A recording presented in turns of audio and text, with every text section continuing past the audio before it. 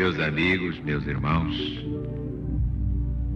Emmanuel, ou Emmanuel, como dizem os latinos, escreveu pela psicografia do Chico Xavier. LBV significa luz, bondade e verdade no enriquecimento da vida. Fora da boa vontade não há solução. Naturalmente, quando os anjos vieram a este mundo, cantaram glória a Deus nas alturas, paz na terra aos homens de boa vontade. Claro, a boa vontade de Deus, porque dos homens, boa vontade, você já viu, né? Não há mesmo. Só os que estão na LBV. Mas, demonstrando a nossa boa vontade, estamos preparando o Brasil para a volta de Jesus. E essa é a maior de todas as notícias.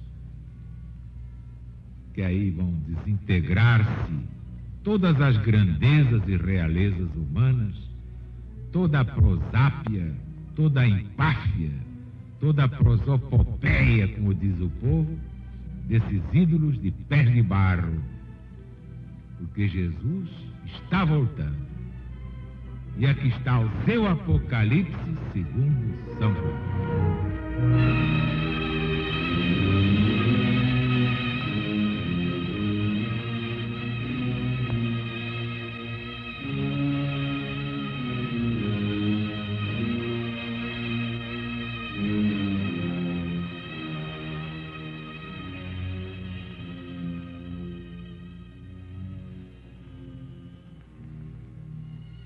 Depois disto, vi uma grande multidão que ninguém podia contar, de todas as tribos e nações,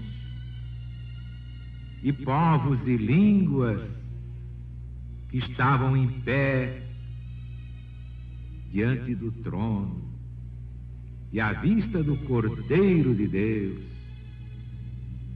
cobertos de vestes brancas e com palmas nas suas mãos,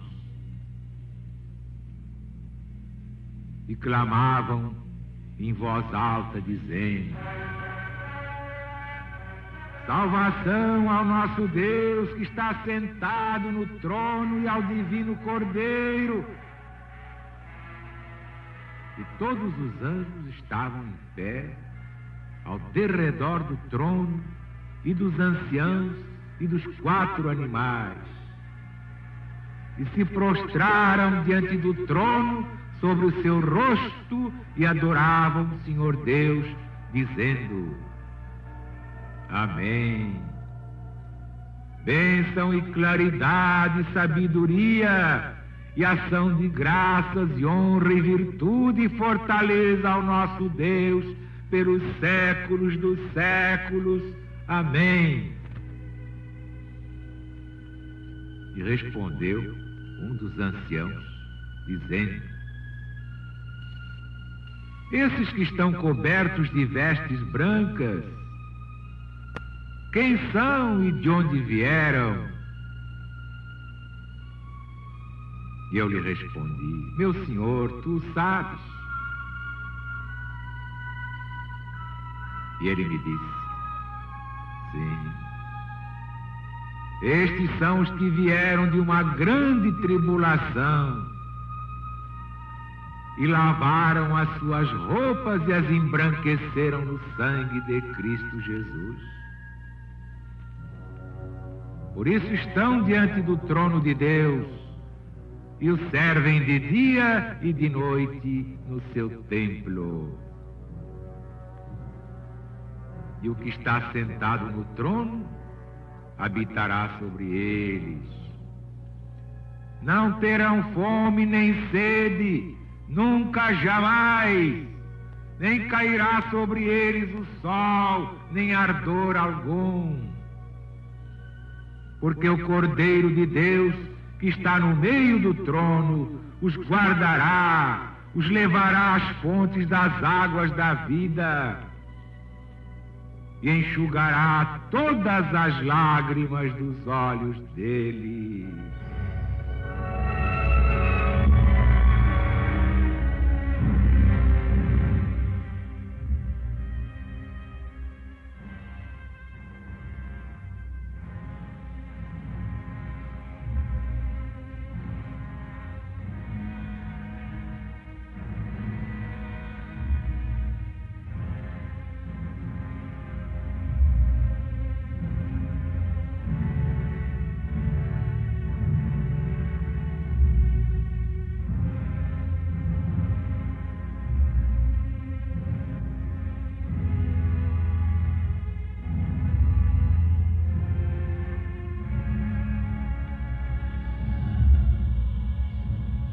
Vimos ontem os 144 mil que foram assinalados de todas as tribos dos filhos de Israel.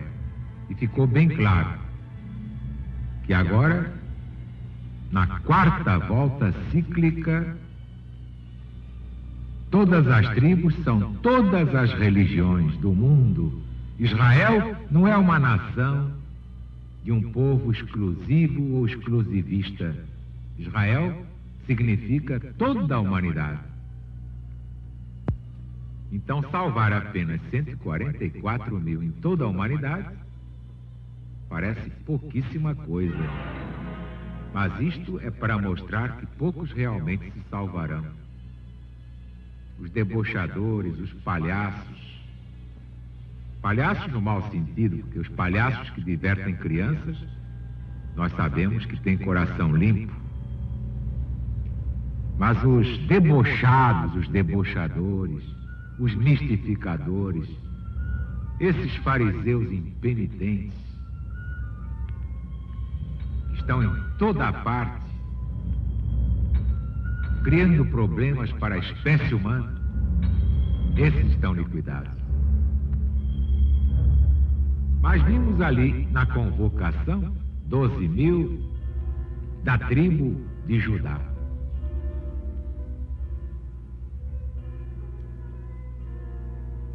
O assinalamento começa, portanto, pela tribo de Judá. Por quê? Exatamente por ser aquela que, segundo os conselhos de Deus, tinha dado nome a todas as demais. E as tinha escolhido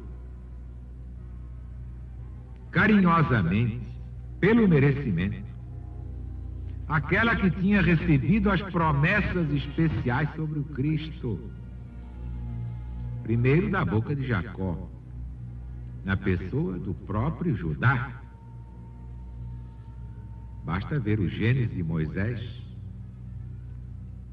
Depois da boca do profeta Natã, já na pessoa do rei Davi, rei profeta.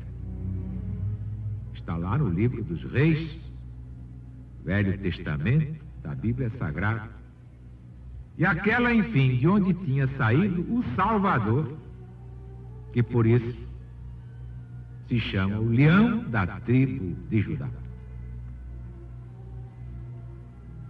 Então, esse leão da tribo de Judá é Jesus. E aqui há uma dúvida, e logo surge uma pergunta. Por que motivo foi omitida a tribo de Dan? D-A-N, Dan, ou Dan, como alguns querem dizer. Que se dane, quem quiser falar assim, mas é melhor dizer o correto, é Dan mesmo. A razão é simples, porque dela teria de nascer o anticristo. Basta ver que o primeiro país que proclamou a pornografia coisa comum, coisa direita, não foi a Dinamarca? E o que é que significa esse nome? Dinamarca. É a marca de Dan. É a marca de Dan. Parece incrível. País que tem a marca de Dan.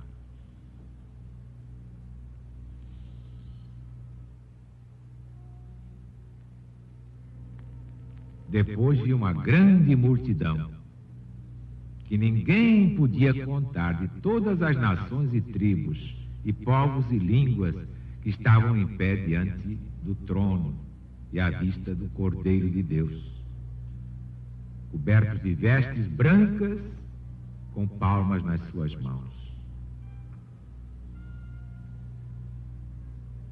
Esta incontável multidão, pela insígnia nas palmas das mãos e pelo que se acrescenta de terem eles vindo de uma grande tribulação, bem se mostra ser a inumerável multidão dos mártires que haviam de padecer nas perseguições dos imperadores romanos, principalmente Diocleciano e Maximiano. Mas isso na primeira volta cíclica. Princípios da chamada era cristã, que de cristã ainda não tem nada. Esta era uma era satã. Era satã, mas não cristã. Vai ser cristã a partir do ano 2000. Até lá estamos ainda no reino de Satanás, na era de Satã. Basta ver que nas outras voltas cíclicas, os perseguidores já não eram mais imperadores romanos, eram os próprios senhores das almas, etc, etc, etc, etc, etc, como dizia o rei de Sudão. Vocês viram como tudo muda? Tudo muda. Interpretar o Apocalipse de uma só vez, numa determinada época, é pura estupidez.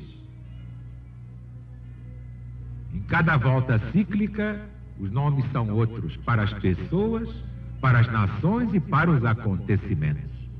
Por isso falta mais um Armagedon. Este sim, neste ciclo, será o próximo e o último. No versículo 15, por isso estão ante o trono de Deus e o servem de dia e de noite no seu templo. Que tal você acha que esse templo é bonito? O templo de Deus é o céu.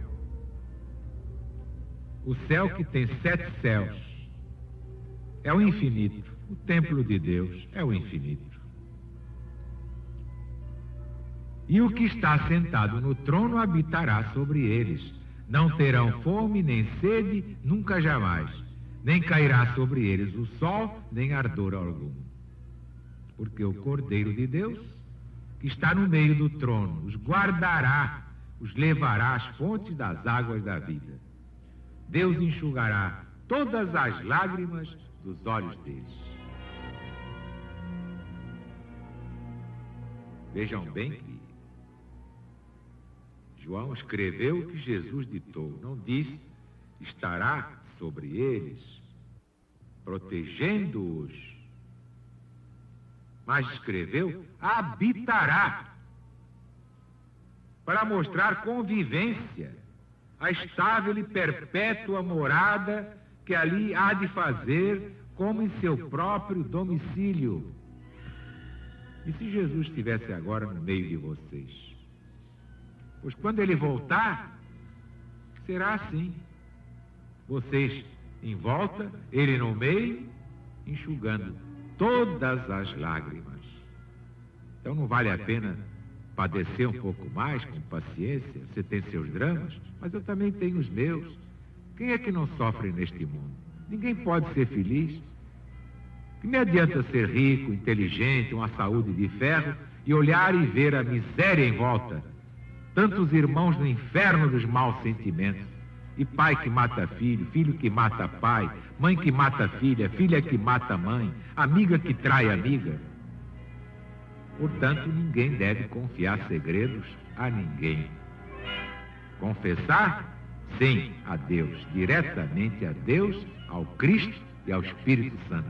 Mas a ninguém na face da terra, a não ser que seja mãe de verdade, porque até mães hoje a gente já põe de quarentena.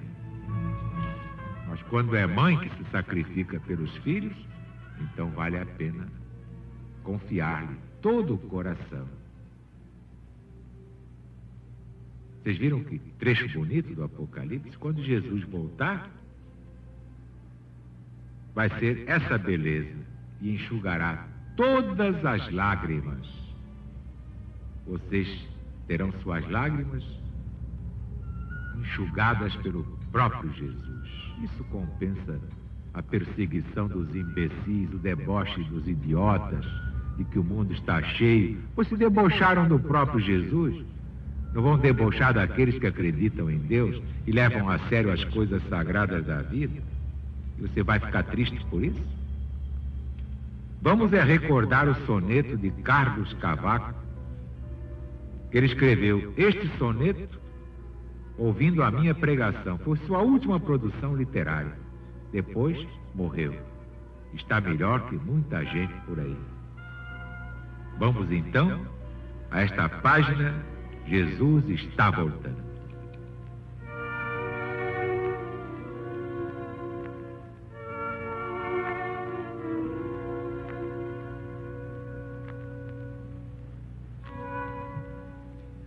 Jesus está voltando. É que essa luz te acorda as almas e desperta os ninhos, que amansa a fera e alegra os passarinhos. Ela emana do corpo de Jesus. Jesus está voltando, mas sem cruz. Vem livremente andando nos caminhos e transformando em rosas os espinhos nessa estrada que a Deus todos conduz. Jesus está voltando e vem sorrindo. À sua volta os lírios vão se abrindo e os anjos cantam sob o céu de anil. E para que a luz mais brilhe e resplandeça, Jesus divino ostenta na cabeça a coroa de estrelas do Brasil.